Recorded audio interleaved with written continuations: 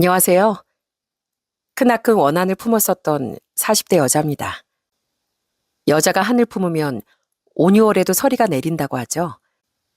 저는 제게 한을 품게 한 인간에게 악에 바친 복수를 해주었답니다. 저를 그렇게 표독스럽게 만든 인간은 바로 제 남편이었어요. 대체 저와 그놈에게 무슨 일이 있었는지 그 길었던 이야기에 대해 지금부터 말씀드려 볼게요. 저희 아빠는 작게 사업을 하며 자수성가에 성공한 분입니다. 어릴 적엔 집이 가난했지만 아빠 덕분에 집안 형편은 갈수록 넉넉해졌고 다정하시기까지 한 부모님 덕에 언니와 저 남동생 3남매는 행복하게 자랄 수 있었어요. 아빠는 가장 먼저 언니가 결혼할 땐 2억이라는 거금도 지원해 주셨고요. 자영업을 하던 형부는 집 형편이 어려운 편이었습니다. 그래서 그런 아빠의 도움을 더 감사해했죠. 그리고 언니가 결혼한 지 2년 뒤 저도 결혼을 했습니다. 남편은 평범한 직장인이었는데 형부처럼 집 형편이 어려운 건 아니었지만 그렇다고 넉넉한 편도 아닌 평범한 집의 외아들이었답니다. 아빤 그때도 우리에게 똑같이 2억을 지원해 주셨어요. 그때 남편은 너무 감사하다며 큰절까지 하더라고요. 시댁 또한 우릴 도와줄 형편까진 되지 못했기에 남편도 형부처럼 아빠에게 너무 감사해했던 거예요. 그렇게 결혼한 뒤 남편은 저희 친정에 정말 잘했습니다. 장인어른, 이번 주말에 회사 일 따로 없으시면 저희랑 강바람 쐬러 가실래요? 차 끌고 팔당댐도 보고 오고 닭갈비도 먹고 오면 좋을 것 같아요. 우리야 좋지만 자네랑 선영이 아직 신혼 아닌가. 둘이 놀지 왜 매번 우릴 끼워주려고 해? 저흰 연애할 때도 데이트 많이 했는데요, 뭘. 무엇보다 할 수 있을 때 효도해야죠. 두 분 더 나이 드시기 전에 많이 모시고 놀러 다니고 싶어요. 제가 말을 하지 않아도 먼저 저희 부모님을 챙기고 싶어 하던 남편에게 참 고마웠습니다. 그런 남편만큼 저도 시댁에 잘하려고 노력했죠.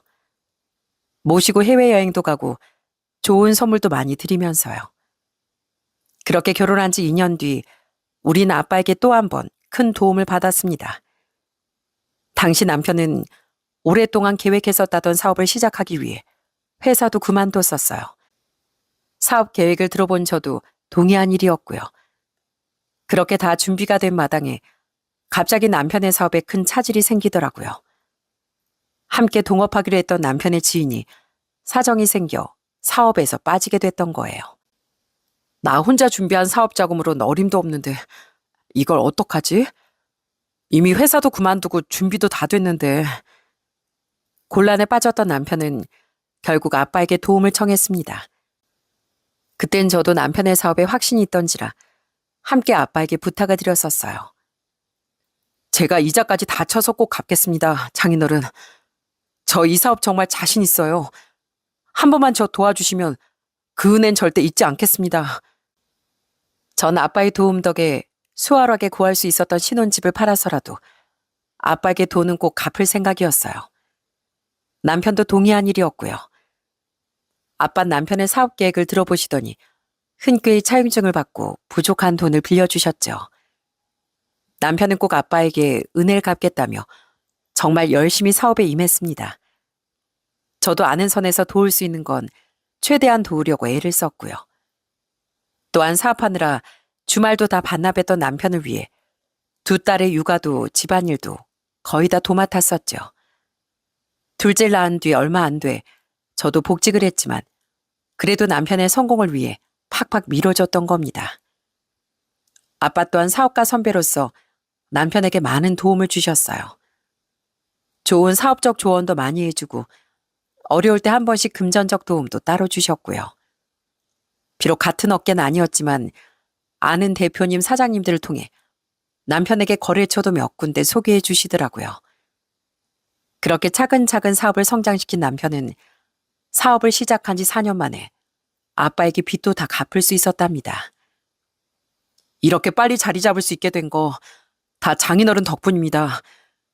이 은혜 정말 평생 갚으면서 살게요. 감사합니다. 그때 아빤 남편이 너무 대견하다며 약속드렸던 이자는 받지 않으시더군요. 남편은 그런 아빠에게 너무 감사하다며 그 뒤로도 아빠에게 잘하려고 노력했죠. 사위 사랑은 엄마도 못지 않으셨습니다. 엄만 형부에게도 그렇고 제 남편에게도 그렇고 사위 사랑이 남다르셨어요. 자, 이거 입어보게 있어봐. 역시 이 사이즈가 딱 자네한테 맞을 줄 알았어. 백화점에 갔는데 이건 아무리 봐도 우리 둘째 사이 옷 같더라고. 장모님 옷 사러 가셨으면서 왜 자꾸 저랑 형님 옷을 사오세요? 오히려 제가 사드려 하는데. 자식한테 주는 게 부모의 최고 행복 아니겠어? 사위도 자식이나 마찬가지지.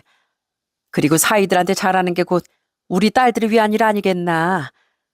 나랑 자네 장인이 사위들에게 잘해주면 우리 딸들도 그만큼 시댁에서 예쁨 받을 거라고 믿네.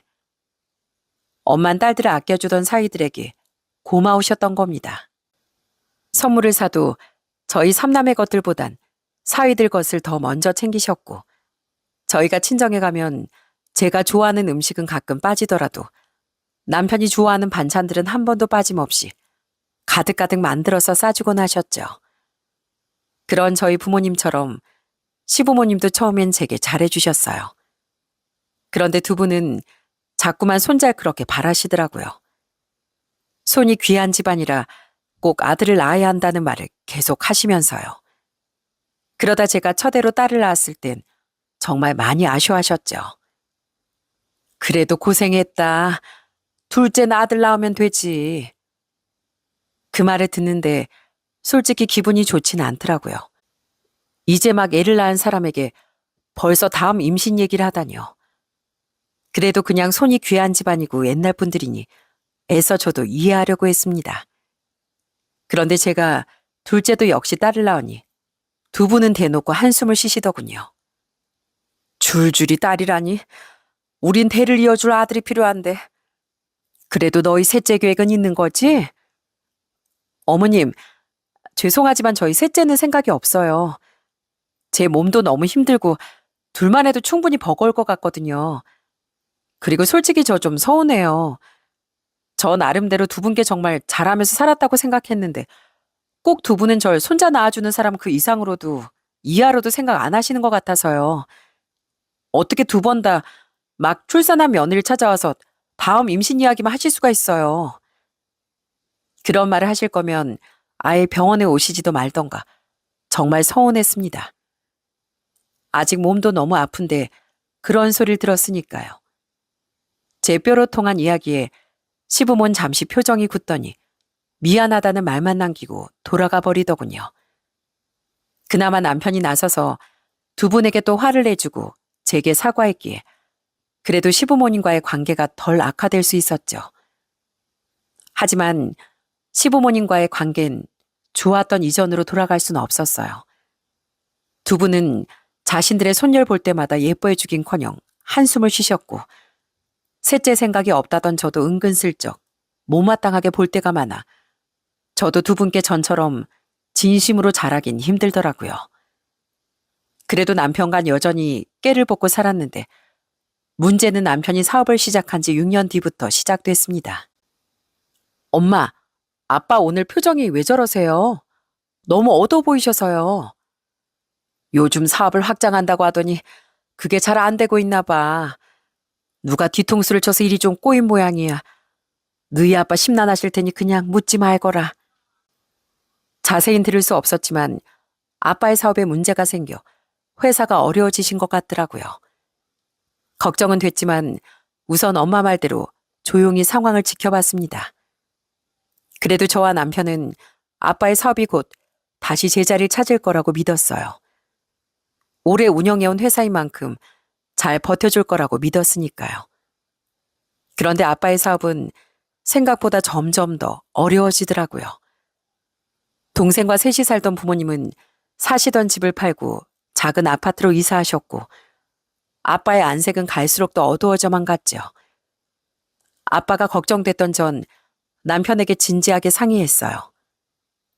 여보, 우리가 아빠 좀 도와드리면 안 될까? 집까지 이사하신 거 보면 분명 사업이 더 어려워지신 것 같아. 우리가 결혼할 때 받았던 2억이라도 돌려드리자. 어? 안 돼. 당신도 알잖아. 나 이번에 제주도 쪽으로 사업 확장한 거. 거기에 투자하느라 지금 우리 회사 앞으로 받은 대출도 적지가 않아. 나도 도와드리고 싶지만 상황이 안 돼. 그럼 이 집을 담보로 대출이라도 받아들이면 안 될까? 어차피 그 2억 원래 우리 돈도 아니었잖아. 우리 회사에도 빚이 많다는 말 못 들었어? 그 와중에 대출을 더 늘리면 어쩌자는 거야. 미안하지만 절대 안 돼. 그런데 남편은 아빠에게 받았던 결혼자금조차 절대로 못 돌려드린다며 못을 박더라고요. 자긴 새로 뽑은 좋은 차에 비싼 시계에 돈을 펑펑 쓰고 다녔으면서 말입니다. 심지어 당시 우린 더 넓고 좋은 집으로 이사해 2억 정도 대출은 충분히 받을 수 있는 상황이었어요. 자기가 어려울 땐 쉽게 달려가 도움을 받았으면서 정작 자신은 아빠를 못 도와주겠다니 너무 괘씸하더라고요. 그런데 그 뒤부터 남편은 아예 친정에 발길을 하지 않으려고 했습니다. 오늘 아빠 생신인데 안 가겠다고? 사업 확장권 때문에 너무 바빠서 그렇다니까. 같은 서울에서 일이 있으면 저녁이라도 내가 가고 싶지. 근데 제주도로 가야 돼. 바쁜 것도 한두 번이지. 왜 꼭 친정 갈 일만 있으면 출장에 접대 미팅에 그렇게 일이 많이 생겨. 내가 모를 줄 알아? 당신 우리 아빠한테 돈 빌려드려야 될까봐 지금 그러는 거잖아. 어떻게 사람이 화장실 들어갈 때 나올 때 이렇게 달라? 아빠가 당신한테 얼마나 잘해주셨는데. 속이 훤히 들여다보였지만 남편은 그런 거 아니라며 자꾸 잡아떼더라고요. 심지어 시모까지 제게 전화를 걸어 어이가 없는 말을 하더라고요. 예, 애미야. 혹시나 해서 하는 말인데 너 몰래 바깥 사돈께 돈 빌려드리고 그러면 안 된다. 어? 경진이가 처가 문제 때문에 고민이 많은 것 같은데 내가 괜히 노파심 때문에 이렇게 전화 건 거야. 친정 도와주고 싶은 마음이 알겠다만 그러다 경진이 사업까지 위험해지면 안 되잖니. 기가 막혀서 정말. 애들 아빠가 어머님한테 저희 친정에 돈 빌려주기 싫다고 고민 상담이라도 했어요? 아니라고 그렇게 잡아떼더니 어머님도 그러시는 거 아니에요. 애초에 저희 아빠 아니었으면 그 인간 사업 시작도 못했고 이렇게 빨리 자리 잡지도 못했을 거라고요. 아니 그건 그거고 지금은 지금이지. 아무튼 넌 어째 한마디를 안 지는구나. 끊는다 이만. 그렇게 시모와 전화를 끊은 뒤 저는 집에 돌아온 남편과 대판 말다툼을 벌였습니다. 아이 진짜 어머니 왜 굳이 당신한테 전화까지 하셔가지고. 그래 솔직히 장인어른께 돈 빌려드리기 곤란해서 처가 가는 거 피한 거 맞아. 근데 말했잖아. 나도 제주도 사업 때문에 막 여유롭지가 않다니까. 그래서 그런 거지. 그런 인간이 1억 가까이 되는 차 몰고 다니고 그렇게 양주만 퍼마시고 다니냐? 당신 사업 성공하면서 은근 사치스럽게 변한 거 나 다 이해는 했어. 자기가 번 돈 자기가 쓰는 거니까. 근데 우리 아빠한테까지 이러면 안 되지. 아빠가 당신 힘들 때 도와주셨으면 당신도 도와드리는 게 맞지. 아니 솔직히 난 그때 갚을 자신이 있었지만 장인어른은 못 갚으실 확률이 더 크잖아. 진짜 머리 검은 짐승한테 은혜 베푸는 거 아니라더니 당신 이럴 줄은 미처 몰랐어. 당신이 싫다고 해도 내가 대출을 받아서라도 어떻게든 도와드릴 거야. 그렇게 알아. 배은망덕한 남편에게 전 최소한 결혼할 때 도움받은 2억이라도 돌려드려야겠다며 소리를 빽질렀습니다.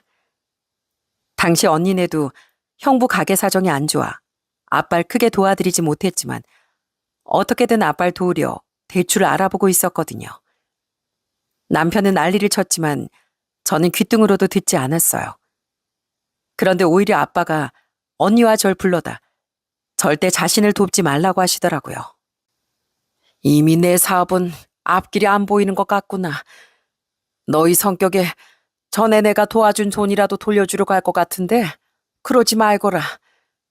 이미 살릴 수도 없는 회사 때문에 자식들까지 힘들게 만들고 싶지 않다. 이미 회사가 힘들어지면서 눈치 빠른 투자자들도 다 빠져나갔고 그렇게 나랑 잘 지내던 지인들도 등을 많이 돌렸어. 내가 잘 나갈 땐 그렇게 나한테 알랑방귀 끼더니만 이 인생이 참 더덥구나. 아무튼 사업은 비까지 지기 전에 이쯤에서 마무리를 하려고 한다. 지금 정리하면 다행히 빚쟁이가 되는 길은 면할 수 있으니까 너흰 괜한 짓 하지 말려무나. 그게 이 아빠를 도와주는 길이야.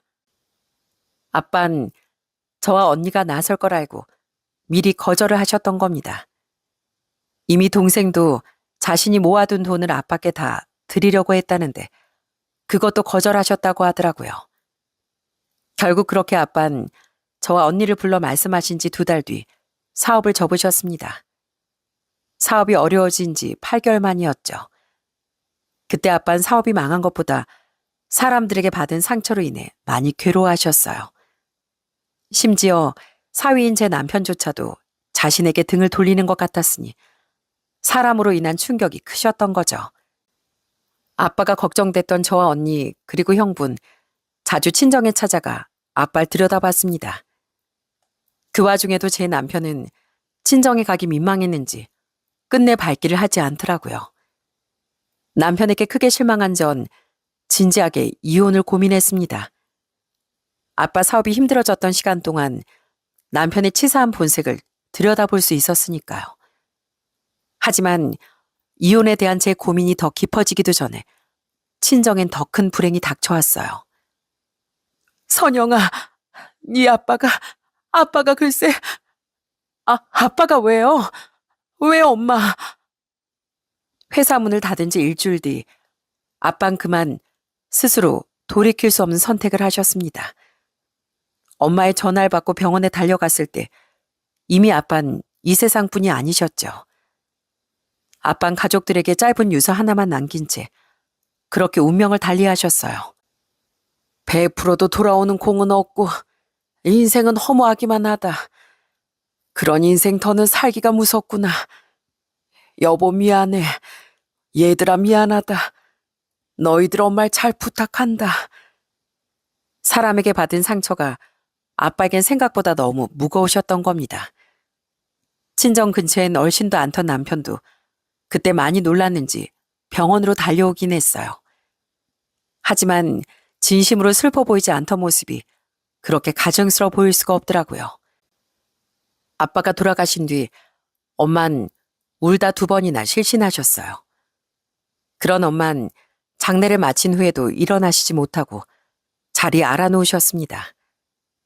금슬이 좋으셨던 만큼 충격도 엄청나셨던 거죠.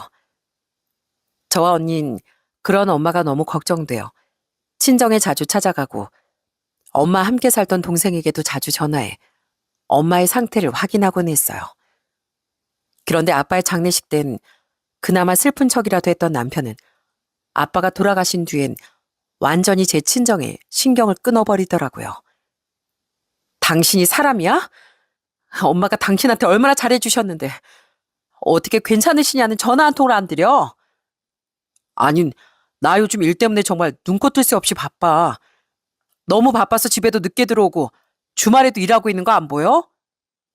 아, 그렇게 일이 바빠서 들어올 때마다 술 냄새를 풍기고 오세요? 집에 오면 내가 자꾸 뭐라고 하니까 내 잔소리 듣기 싫어서 밖에서 놀다 들어오는 거 누가 모를 줄 알아? 최소한 당신이 나라도 걱정했으면 이러지 못했을 거야. 아빠 보내고 힘들어하는 날 당신이 정말 위해줬다면 적어도 육아랑 집안일이라도 도우려고 했을 거라고. 맨날 술 처먹고 다니던 시간에. 당신은 더 이상 내가 알던 내 남편이 아니야. 난 지금 완전 다른 사람이랑 살고 있는 것 같다고. 일하느라 그렇게 바쁜 사람이 하루 이틀도 아니고 번번이 술 냄새를 풍기겠습니까? 다 핑계였던 거죠. 저는 그런 남편이 점점 사람으로도 보이지 않았고 남편 또한 제 바가지가 지겹다며 제게 입을 닫아갔어요. 저는 시댁에도 발길을 거의 끊었는데 그건 명절 때 이런 사건이 있었기 때문이었죠. 명절인데 우리 엄마 보러도 안 가고 여기 있겠다고? 진짜 해도 해도 너무한 거 아니야 당신? 어차피 장모님도 나 별로 안 반기실걸. 아, 나 힘들어. 그냥 여기서 쉬고 싶어. 그래, 가지 마. 나 혼자 애들 데리고 갈 테니까. 이해. 넌 왜 사업하느라 힘든 일 쉬지도 못하게 들들 볶아. 아이, 혼자 갈 거면 빨리 가. 아들도 못 낳는 주제에 이제 네가 볼 게 뭐가 있다고. 친정도 망했지, 아들도 못 낳아. 그렇다고 우리 아들 벌이에 비하면 돈도 한참 못 벌지. 그러면서 너 요즘 우리 아들 바가지도 엄청 긁는다며? 난 정말 갈수록 네가 마음에 안 든다. 안 들어. 이제 명절에도 친정에 안 가겠다던 남편에게 열이 받아 전 언성을 높였습니다. 그래도 저 명절이라고 며느리 도리하러 시댁에 갔던 건데 너무 괘씸하더라고요. 그런데 그런 절 보더니 시부는 한심한 듯 혀를 끌끌 차고 시모는 아예 한술을 더 뜨더군요. 저는 그런 시모에게 화를 내곤 애들을 데리고 친정으로 가버렸죠. 자식이고 부모가 할 것 없이 다들 똑같은 사람들이네요. 이런 고약한 집안 대가 뭐 그렇게 중요하다고 아들아들 거리는지. 집안 대의를 생각할 시간에 자식을 어떻게 키워야 하는지부터 다시 생각해 보세요. 볼 것 없는 이 며느린 앞으로 명절에는 언제든 절대 안 찾아올 테니까 저 찾지도 마시고요. 진짜 뭐 저런 사람들이 다 있나 싶더라고요. 그렇게 제가 시댁의 발길을 끊으며 남편과 제 사이는 더더욱 악화되었어요. 사실 전 아빠가 돌아가셨을 때부터 남편과 이혼하고 싶었는데 작은 충격이라도 드렸다간 갈수록 시름시름 앓으시던 엄마에게 무슨 일이라도 생길까봐 무섭더라고요. 그래서 계속 시기만 보고 있다 보니 어느새 1년이라는 시간이 흘렀더라고요. 저는 더는 남보다도 못해진 남편간 살 수 없다고 생각했습니다. 어차피 갈수록 저에게뿐 아니라 자기 딸들에게도 관심이 없어지고 있던 남편이 애들 아빠로서도 필요 없어졌다고 생각됐거든요. 그런데 제가 이혼 이야기를 꺼내기도 전에 또다시 청천벽력 같은 일이 벌어지고 말았습니다. 엄마, 안 돼요. 제발요. 저희한테 왜 이렇게 잔인하세요? 엄마는 어느 날 조용히 아빠의 뒤를 따라가시고 말았습니다. 하필 동생이 회사 때문에 이틀 출장을 떠난 날이었어요.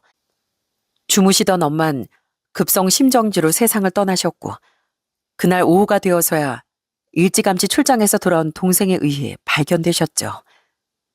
이미 동생이 발견했을 땐 엄만 이 세상뿐이 아니었습니다. 그때 언닌 정말 어마어마한 자책을 했었어요. 내가 수연이 대신 엄마를 돌봐드리러 가기로 했었는데 갑자기 급한 일이 생겨서 못 갔거든. 내가 갔어야 했는데 그럼 엄마를 일찍 발견이라도 할 수 있었을 텐데. 언니 탓이 아니라며 울었지만 언닌 오열을 멈추지 못했습니다. 그렇게 우리 삼남매는 겨우 1년 만에 부모님 두 분을 모두 잃게 됐죠. 그런데 그때 제게 연락을 받은 남편은 아주 심드렁한 목소리로 이러더라고요. 장모님이? 하필 나 출장 와 있을 때 왜 이런 일이 생긴 거야? 미안한데 나 못 가. 이번 제주도 출장 정말 중요하단 말이야. 당시 남편은 또 사업자 제주도 출장을 간 지 이틀째였는데요. 정말 중요한 출장이라며 3일장을 치르는 내내 장례식장에 가보지 못할 것 같다고 말하더라고요. 기가 찼던 전 울분에 차서 말했어요. 얼마나 대단한 일이길래 장모 장례식에도 참석을 못하니? 그것도 3일 내내. 그딴 식으로 말하지 마. 사업에 대해 잘 알지도 못하면서. 그리고 막말로 내가 지금 간다고 장모님이 뭐 살아 돌아오셔? 아니잖아. 그리고 내가 가봤자 당신 형제들 다 나 못마땅해 할 거 아니야. 어차피 우리 지금 남보다도 못하게 지내고 있고. 그러니까 장례 정도는 그냥 가족끼리 알아서 해결해. 바쁜 사람 붙잡고 괜히 짜증내지 말고. 그런 제게 남편은 신경질까지 내며 저런 말을 하더라고요. 정말 옆에 있다면 침이라도 확 뱉고 싶은 심정이었죠. 저는 남편에게 이를 갈며 말했습니다. 아무리 우리 사이가 틀어졌어도 우리 엄마 한때 자식들보다 사이들을 더 위해주던 분이야. 그런 엄마가 시름시름 앓으실 때도 코빼기 한 번 안 비추더니 이젠 장례식까지 안 온다고? 당신은 내가 아는 모든 사람들 통틀어서 가장 배은망덕하고 괘씸한 인간이야. 알아? 그래. 나 괘씸하다. 됐지? 사업하는 남편 이해도 못해주는 여자한테 뭘 바라겠냐? 오빠, 전화 언제 끊어? 나 심심해. 그런데 그 순간 남편 옆에서 웬 여자 목소리가 들리더군요. 순간 남편도 당황했는지 대충 얼버무리며 전화를 끊더라고요. 대체 이게 무슨 상황인가 싶어 잠시 얼이 나갔습니다. 아무래도 이놈이 출장은 거짓말이고 여자와 있는 것 같더라고요. 불어나는 의심에 속이 부글부글 끓기 시작하더군요. 전 우선 이를 갈며 조문객들을 맞고 장례를 치렀습니다. 그런데 다음 날 이번엔 제게 시모가 전화를 걸어 제 속을 뒤집어 놨어요. 전 그래도 시모가 부고 문자를 받고 절 위로하려고 전화를 건 줄 알았는데 그게 아니었더라고요. 예, 경진이가 그러는데 너 안 사돈 장례식에 왜 못 오냐고 경진이한테 난리를 피웠다며? 내가 경진이랑 통화했는데 걔 진짜 중요한 일로 제주도에서 꼼짝을 못하고 있다더라. 남자가 사업하다 보면 피치 못할 사정이 있을 수도 있는 거지. 이미 돌아가신 분이 살아 돌아올 수 있는 것도 아닌데 왜 애를 못 살게 굴어? 그 인간이 그래요? 그래서 지금 상중이 며느리한테 전화해 산다는 말이 위로가 아니라 질책인 거예요? 물론 너도 가슴이 아프겠다만 그건 그거고 이건 이거지. 아무튼 나랑 네 시애빈 일이 있어서 못 가니까 상 잘 치르던가 해라. 경진이한테도 전화하지 말고. 네, 안 할 거고요. 전 이제 그 집 며느리도 안 하겠습니다. 경조사조차 함께하지 않는 사람들을 제가 왜 가족으로 두고 싶겠어요? 그런 막대 먹은 집안, 저도 이제 손절이네요. 어이가 없던 전 그냥 시모에게 이혼을 말하곤 그대로 전화를 끊어버렸어요. 어차피 그 마당에 남편과 계속 살 생각도 없었으니까요. 그런데 아무리 생각해도 수상하더라고요. 그냥 안 오면 될 걸 뭐하러 그런 전화를 굳이 제게 했을까 싶더라고요. 시모는 계속 제게 남편이 정말 중요한 일로 제주도에 출장 간 게 맞다는 말을 했는데 전 시모가 남편을 감싸려고 하는 것 같은 느낌을 받았거든요. 우선 의심을 뒤로하고 전 언니와 형부, 동생과 함께 엄마의 장례를 마쳤어요. 남편은 끝끝내 모습을 드러내지 않았고 저는 괘씸함에 뿌득 이를 갈았죠. 그렇게 장례를 마친 뒤 제가 향한 곳은 집이 아닌 미리 인터넷으로 검색해둔 흥신소 같은 업체였어요. 전 그곳에 남편의 뒷조사를 의뢰했고요. 아무리 생각해도 남편은 그때 분명 여자와 있던 것 같았는데 확실한 증거를 잡아야 이혼에 유리할 수 있을 것 같았거든요. 뭐, 왜 사람을 그렇게 노려봐? 사업 때문에 어쩔 수 없었다고. 내 말 못 알아들어? 쓰레기 같은 자식. 뭐? 이 여자가 진짜 보자 하니까. 그리고 당신 우리 어머니한테 이혼한다고 했다며? 잘 됐네. 나도 넌 당신이랑 불편해서 못 살겠거든. 더 질질 끌지 말고 여기서 정리하자고. 어? 남편은 장례가 끝난 다음 날이 되어서야 출장에서 돌아왔습니다. 처음에 그놈은 슬쩍 제 눈치를 보더라고요. 제가 여자 목소리를 들었는지 못 들었는지 살피는 것 같았는데 저는 입을 꾹 다물고 쏘아보기만 했습니다. 그런 제게 적반하장으로 화를 내던 그놈은 제가 끝까지 별말이 없자 화를 내면서도 안심하는 눈치더라고요. 제가 뒷조사 결과가 나올 때까지 잠시 숨을 죽이고 있던 건 줄도 모르고요. 그 뒤 남편은 이혼 아주 노래를 불렀지만 저는 조사 결과가 나오기까지 며칠 동안 입을 꾹 다물고 무시했습니다.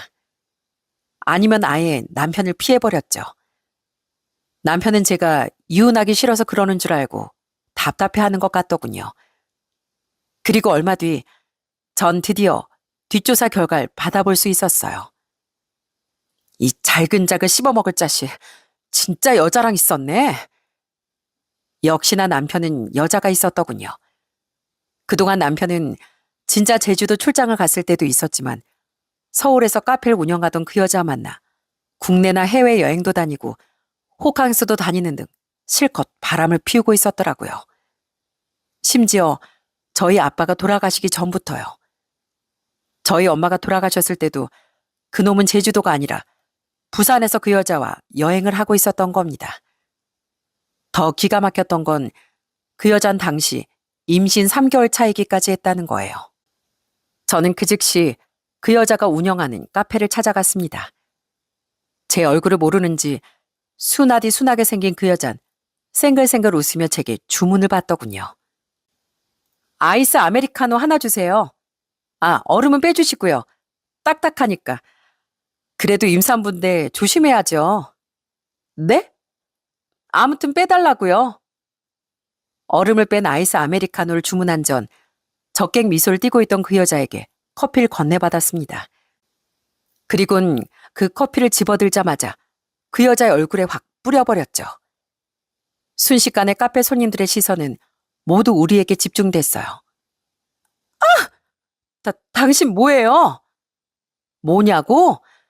네 뱃속의 아빠 마누라 되는 사람이다. 이경진이 마누라라고 이 상간녀야.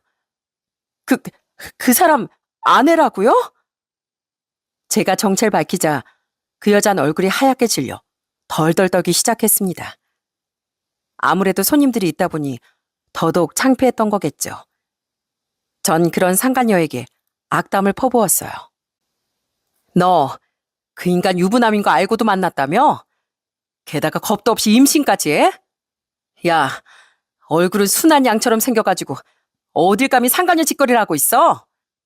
너 이번에 우리 엄마 돌아가신 것도 다 들었지? 근데도 그 인간을 장례식장에 안 보내고 여행 다녀왔냐? 그게 그 사람이 안 가도 된다고 하니까.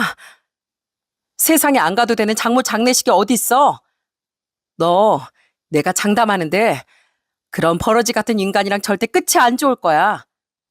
들어보니까 너 나보다 나이도 5살이나 어린 것 같은데 그 인간 돈 보고 만나는 거 맞지? 근데 그 인간이 언제까지 돈이 많을 것 같냐? 자기 힘들 때 도와준 장인 장모는 어떻게 되든 말든 신경도 안 쓴 그런 인간은 언젠가 반드시 천벌받게 돼 있어. 그때 가서 후회하지나 마. 아, 그리고 마지막으로 언젠가 태어날 그 애도 반드시 알길 바랄게. 자기 부모가 얼마나 추접하고 더러운 인간들이었는지. 저는 덜덜 떨며 아무 말도 못하던 그 여자를 뒤로하고 카페 손님들에게도 이렇게 소리친 뒤 그곳을 나왔습니다. 다들 들으셨죠? 여기 이 카페 더러운 상간녀가 하는 가게입니다. 이딴 인간이 하는 카페가 잘 되어서야 되겠어요? 안 그렇습니까? 그렇게 그 여자를 단단히 망신 줬더니 그날 저녁 퇴근한 남편이 아주 난리를 치더군요. 당신 오늘 우리 소진이 찾아갔었다며? 어떻게 임신한 여자한테 음료를 뿌려? 당신이 그러고도 같은 여자야? 그래서 내가 친절하게 얼음을 빼고 뿌려줬어. 그게 내가 베풀 수 있는 최고의 관용이었다고. 같은 여자? 그 여잔 그렇게 양심적인 여자라 남의 남편이랑 막 바람 피우고 임신하고 그랬대? 그건 됐고, 당신이 못 들은 줄 알았는데 그때 그 통화할 때 소진이 목소리 들었던 거지? 그 뒤로 뒷조사를 했든 뭘 했든 다 알아냈나 본데 기왕 이렇게 된 거 복잡하게 설명할 필요 없겠네. 그래, 나 여자도 있고 아이도 생겼어. 그러니까 그만 입 꾹 다물고 그만 이혼하자고. 위자료는 달라는 대로 다 줄 테니까. 우리 부모님도 우리 소진이 존재 다 아셔. 당신 말고 우리 소진이한테 드디어 손잡을 수 있는 거냐고 얼마나 기대 중이신데. 아주 개막장 가족이 따로 없구나. 어이가 없어서. 그래, 얼마든지 욕해. 근데 당신이 우리 가족을 싫어하는 것처럼 우리한테도 이제 당신이란 사람 필요치 않아. 난 우리 소진이하고 딸이든 아들이든 아이 다복하게 낳고 새 인생 살고 싶으니까. 그러니까 당신은 당신 딸들 데리고 당신 인생 살아. 우리 사이에 어차피 이제 남은 정도 없잖아. 당신도 날 증오스러워하는 것 같은데 이제 그만 서로 좀 놓아주자고. 그놈은 제게 미안하다는 말 한마디 없이 뻔뻔하게 또 이혼을 요구했습니다. 전 그런 그놈에게 코웃음 치며 말했죠. 그렇게 돈이 많으세요? 뭐 얼마나 줄 건데? 난 지금 살고 있는 이 집이랑 당신 재산의 80% 정도는 안 챙겨주면 이혼 안 할 거야. 뭐? 80? 제정신이야? 왜? 당신 사업 차리면서 우리 아빠한테 빌려갔던 돈, 그거 아니었으면 지금 당신이 이렇게 떵떵거리면서 살 수 있었을 것 같아? 그건 다 갚았잖아. 그래도 우리 아빠 아니었으면 사업 시작조차 못했을 거 맞잖아. 당신 사업 그렇게 빨리 큰 것도 우리 아빠 덕분이고. 근데 우리 집 망했다고 그렇게 무시하더니 뒤로 여자까지 만나고 있었어? 그 여자한테 미쳐서 엄마 장례식에도 안 와? 난 그런 당신 배은망덕해서 최소한 그 정도 받아내야겠어. 제가 이혼하는 대신 재산 대부분을 요구했더니 그놈은 펄쩍 뛰더라고요. 저는 물러서지 않고 더 그놈을 몰아붙였죠. 어차피 당신 정식 재판으로 나랑 맞붙는다고 해도 절반 정도 넘겨야 할 거야. 애들도 내가 데려가고 우리 아빠 덕에 시작한 사업이니 당신 사업에 내 기여도도 있는 거니까. 게다가 어쨌든 나도 맞벌이를 했고 가사랑 육아 내가 거의 전담하듯 했잖아. 이런저런 이유 다 합하면 재산 형성에 내 기여도도 최소 절반 인정되지 않겠어? 그거에 위자료 넉넉히 준다고 생각하면 되잖아. 아무리 그래도 집도 주는데 재산 80%는... 싫으면 그냥 이대로 살던가. 난 상관없어. 남 좋은 일만 시키느니 나도 망하고 니들도 다 망하는 걸 보지 뭐. 그 여잔 평생 상간녀로 살 거고 애도 평생 떳떳하게 당신 아빠라고 부르지도 못할 거야. 그리고 당신 죽으면 그 재산도 다 나랑 우리 애들 차지가 되겠지. 그래도 상관없으면 그냥 이대로 살던가. 그놈은 절 돈으로만 봤던 것에 비해 그 여잔 진심으로 좋아한 것 같더라고요. 제 으름장에 결국 그놈은 순순히 꼬리를 내리고 합의 이혼을 하겠다고 하더라고요. 대신 애들 양육비도 거기에다 포함인 거야? 그리고 우리 소진이한테 위자료 소송도 걸지 마. 소진이한테 받을 위자료까지 퉁치기로 하면 나도 당신한테 깔끔하게 다 주고 이혼할 테니까. 그래, 그렇게 해. 나도 그럴 생각이었어. 사람 같지도 않은 당신하고 괜히 소송으로 엮이고 애들 문제로 엮이기 싫었으니까. 그 여자한테 위자료 소송은 걸 생각이었지만 뭐 내 조건에 동의한다면 그건 봐줄게. 대신 주기로 했던 거에 5천 더 더해서 줘. 알겠어? 그렇게 전 받기로 한 돈에 5천을 더 더해 그놈과 합의 이혼을 하기로 했습니다. 어차피 완전히 눈이 돌아간 그놈은 혹시라도 애들 문제로 자신에게 연락할 생각은 하지도 말라는 말까지 덧붙이더군요. 그런 그놈과 이혼 서류를 제출하러 가던 날 그놈은 아주 콧노래까지 부르며 이러더라고요. 당신은 나한테 그 돈 받아낸 걸로 복수했다고 생각하겠지만 실은 나 그 돈 그냥 다시 벌면 되거든. 어쨌든 약속한 거니까 당신 나중에 딴소리하기 없기다. 애들까지 버리고 그 여자랑 행복하게 살 생각하니까 그렇게 신나냐? 당신 인간도 아니야. 2번 다시 우리 애들 앞에 나타나지 말고 당신이야말로 나중에 딴소리 하지나 마. 그리고 나 그렇게 잘해줬던 우리 부모님한테 당신이 등 돌리고 배은망덕하게 굴었던 일 평생 잊지 않을 거야. 명심해. 업보는 평생 당신 등 뒤를 따라다닐 테니까. 남편은 제가 자신에게 분풀이를 하는 줄 알았던 건지 그래라 하며 끝까지 비웃더군요. 전 마지막으로 한마디 해주고 싶어 시모에게도 전화를 걸었는데 시모 또한 새 며느리에게서 손잘 볼 생각에 마냥 신나 있더라고요. 아줌마, 세상은요 그렇게 만만하지도 않고 호락호락하지도 않아요. 지금은 다 아줌마랑 아줌마 아들 뜻대로 된 것 같다 신난 모양인데 두고 보세요. 사람 배신한 데깐 끝까지 따라붙는 법이니까. 전 남편도 시모도 제가 그냥 악에 받쳐서 그렇게 말한 줄 알았을 겁니다.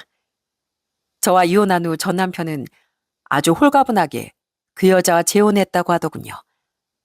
하지만 그들은 몰랐을 거예요. 제가 생각보다 쉽게 이혼해준 제 복수는 그때부터가 진짜였다는 걸요. 그리고 제 한서린 복수에 당해버린 그놈은 얼마 못 가 제게 전화를 걸어 애원하기 시작했습니다. 당시 전 그놈과 살던 집을 팔고 동생이 혼자 남은 친정집과 언니네 동네 근처로 이사를 갔었는데요. 제 휴대폰에 오랜만에 뜬 그놈의 번호를 보고 전 가벼운 마음으로 전화를 받았죠. 여보, 잘 지냈어? 무슨 일이야? 우리가 그런 안부나무를 사이는 아니잖아. 여보, 너무 냉정하게만 그러지 말고 실은 나 큰일 났어. 제발 나 좀 도와줘. 저기 이혼할 때 내가 준 돈 있잖아. 그거 나 좀 빌려주면 안 돼? 나 지금 수사당하고 있는데 재판으로 넘어가면 실형을 못 피할 것 같아. 전 남편은 자신에게 들이닥쳤던 불행이 제 복수인 줄도 모르고 주절주절 사연을 읊어대더군요. 그러니까 전 남편은 당시 차명계좌를 이용한 비자금 조성과 이중장부 탈세 등으로 불구속 수사를 받고 있었던 거예요. 이게 어떻게 된 일이었냐면 말이죠. 저는 전 남편이 제가 요구했던 재산 분할을 생각보다 쉽게 받아들인 이유를 알고 있었습니다. 상간녀와 그 여자 뱃속 아이 때문도 있었겠지만 이유가 하나 더 있었거든요. 그놈은 사실 뒤로 딴 주머니를 차고 있었기 때문이었어요. 전 과거 그놈의 뒷조사를 했을 때 그놈 회사의 비리가 의심되는 정황까지 알아내게 됐었어요. 그래서 조금 더 자세히 알아봤더니 전 남편은 저 몰래 정말 큰 부정을 저지르고 있었더라고요. 전 남편은 언제부턴가 회사 돈을 정직하게 굴리지 않았더군요. 매출에서 조금씩 빼돌려 차명 계좌로 숨겨왔고 그렇게 많은 비자금을 모아두고 있었더군요. 당연히 세무서에 내는 장부와 실제 장부도 따로였고요. 말 그대로 이중 장부였던 거죠. 거기에 더해 숱한 탈세까지 그렇게 전 남편은 제 예상보다 훨씬 썩어 빠진 인간이 되어 있었던 거죠. 전 이혼 전 전 남편의 서랍과 컴퓨터를 뒤져 이중 장부가 저장되어 있던 USB를 찾아내 복사할 수 있었답니다. 그걸 가지고 있다가 이혼한 뒤 국세청에 확 신고를 해버렸어요. 그게 바로 제 진짜 복수였답니다. 그로 인해 전 남편은 조사를 받게 됐고 모든 비리가 구체적으로 드러나 몰락의 길에 들어서게 됐던 거죠. 그래서 당시 전 남편은 비자금 모두를 환수당할 예정에 어마어마한 추징금을 물어야 할 위기에 놓였던 겁니다. 게다가 별개로 형사처벌도 피할 수 없는 상황이었는데 전 남편은 실형만을 피하기 위해 제게 도움을 청했던 겁니다. 나한테 지금 그 막대한 추징금을 다 물어줄 여유가 없어. 새 처가도 그걸 왜 자기네가 도와야 하냐면서 한 푼도 못 도와준다고 하고 집사람은 아예 부른 배를 안고 처가로 가버렸다고. 나한테 사기 결혼 당했다고 하는데 그렇게 의리 없는 여자인 줄 정말 상상도 못했어. 그래서 여보, 나 그 추징금이라도 다 내야 조금이라도 정상 참작돼서 집행유예를 노려볼 수 있어. 부모님이 급한 대로 살던 집 팔아서라도 보태주시겠다는데 그거 가지고는 어림도 없어.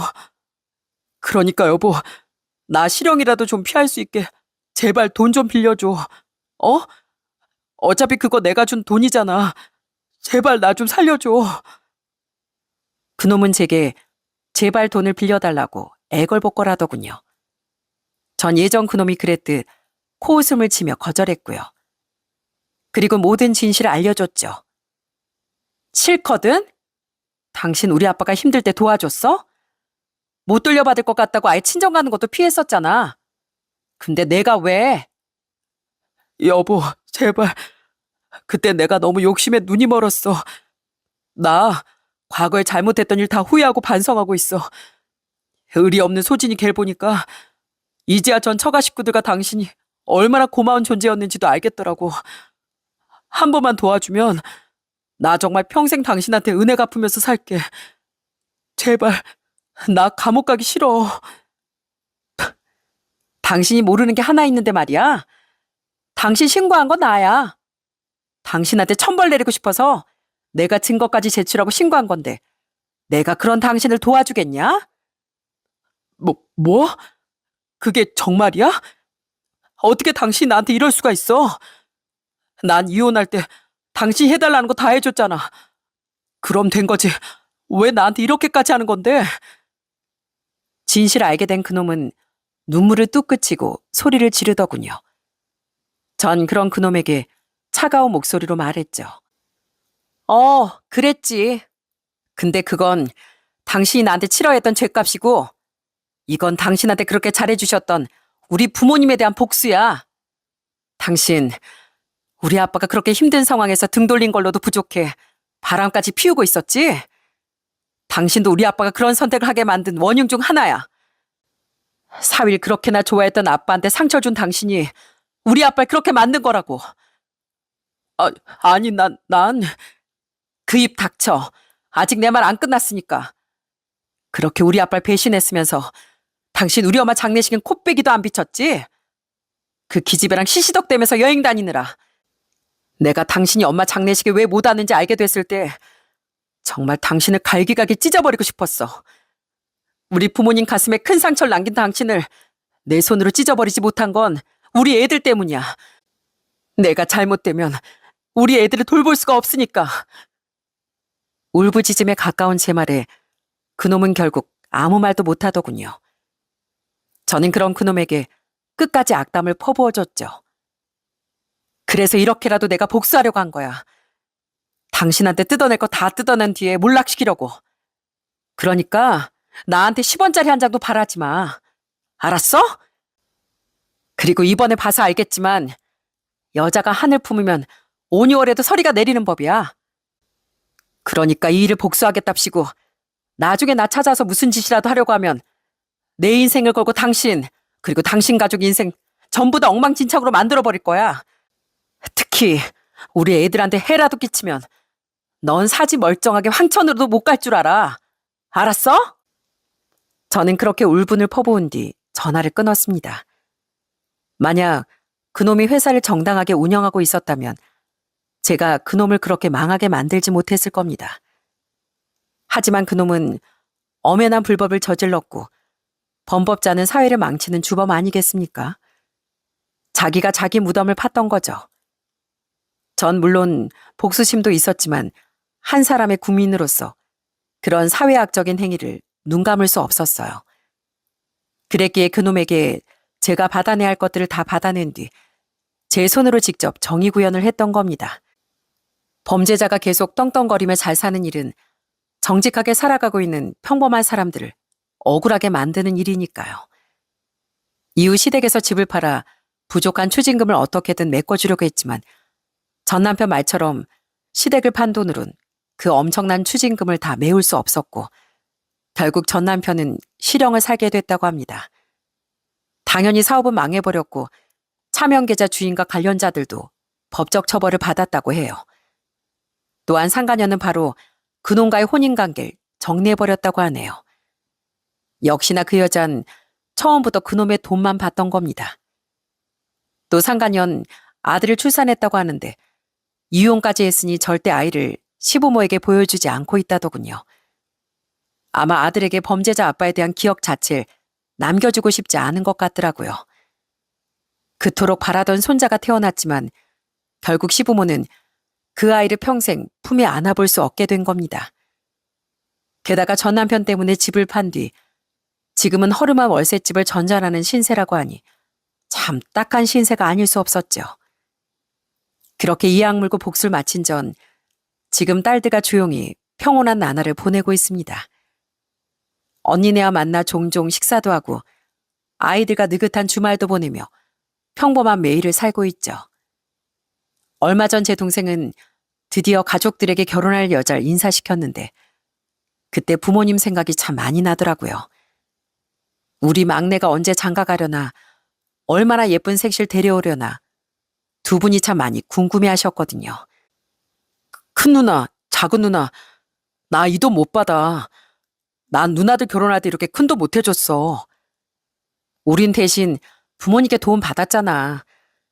엄마 아빠 대신 누나들이 이번엔 너 챙겨주는 거야. 그러니까 부담 갖지 마. 저 언닌 돈을 합해 부모님 대신 동생에게 결혼 자금을 보태주었어요. 전 남편에게 받은 게 많았던 제가 언니보다 좀 더 동생을 많이 도와줄 수 있었죠. 부디 하늘에서 자식들 걱정을 하고 계실 부모님을 위해서라도 동생은 제가 아닌 언니처럼 화목한 가정을 만들며 살아갔으면 좋겠습니다.